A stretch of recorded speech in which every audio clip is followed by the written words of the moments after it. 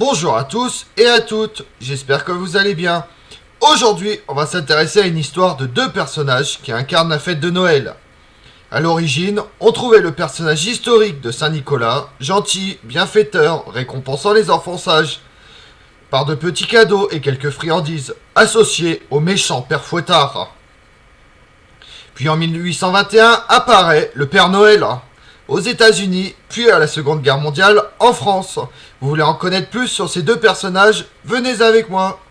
Personnage historique au IVe siècle, en Lycie, dans le sud de la Turquie actuelle. C'était un évêque connu pour sa bonté. La légende raconte qu'il a ressuscité 3 enfants égorgés par un boucher. Dans la tradition, il se déplace avec son âne pour distribuer des cadeaux et des friandises aux enfants sages. Le gentil Saint Nicolas est accompagné par le méchant Père Fouettard. Il gronde les enfants qui ne sont pas sages. Il a pour rôle de faire peur et de punir les enfants, avec comme punition de leur distribuer du charbon, des grands coups de bâton ou de martinet, ou de les emporter avec lui. Le 6 décembre, c'est la Saint-Nicolas. Dans l'est de la France, mais aussi en Espagne, en Allemagne, aux Pays-Bas, en Autriche. Saint-Nicolas est le prémisse du Père Noël. Celui qui amène aux enfants, dès le début du mois, des bonbons, des fruits secs, des gâteaux et parfois des jouets. Après la réforme protestante survenue au XVIe siècle, la fête de Saint-Nicolas fut abolie dans certains pays européens.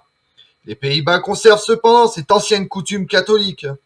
Au début du XVIIIe siècle, des Hollandais émigrent aux États-Unis. En quelques décennies, cette coutume néerlandaise de fêter Saint-Nicolas se répand aux États-Unis, devenant rapidement Santa Claus. Après plusieurs décennies, la société chrétienne trouve plus approprié que cette fête des enfants soit davantage rapprochée de celle de l'enfant Jésus. Ainsi, dans les familles chrétiennes, Saint-Nicolas se fête désormais dans la nuit du 24 décembre. En 1821, un pasteur américain, Clement Clark Moore, écrit un conte de Noël pour ses enfants dans lequel un personnage sympathique apparaît, le Père Noël.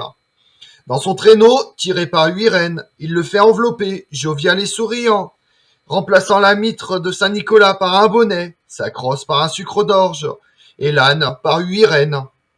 En 1850, Thomas Nast lui confère sa barbe et lui fabrique des jouets au pôle Nord.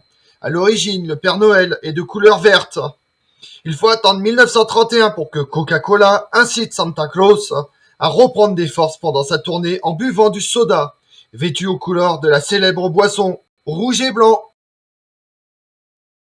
Les Celtes attribuaient un arbre à chaque mois lunaire. En décembre correspond l'épicéa, que l'on installe décoré de friandises à l'intérieur des maisons pour le solstice d'hiver.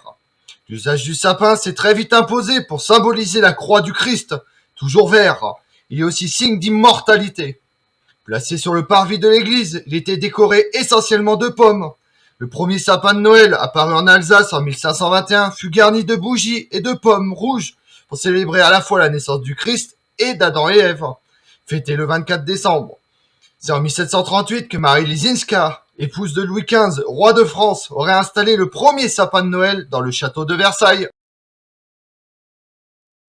À l'origine, la bûche de Noël était un morceau de bois sec qui symbolisait la promesse de chaleur aux habitants du foyer pour que l'hiver s'installe. Elle devait se consumer lentement et était un gage d'une bonne année à venir. Aujourd'hui, le rondin de bois a été remplacé par des bûches en glace ou en gâteau.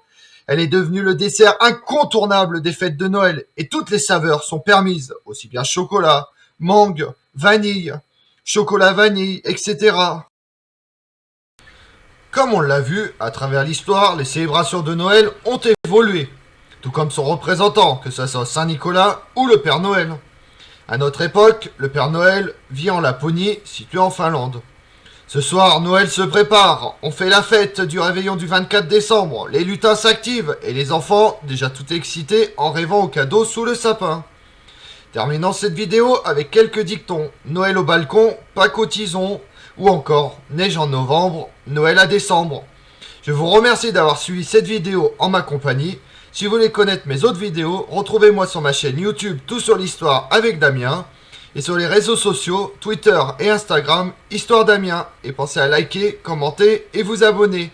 Je vous remercie à tous et je vous souhaite à tous un très joyeux Noël.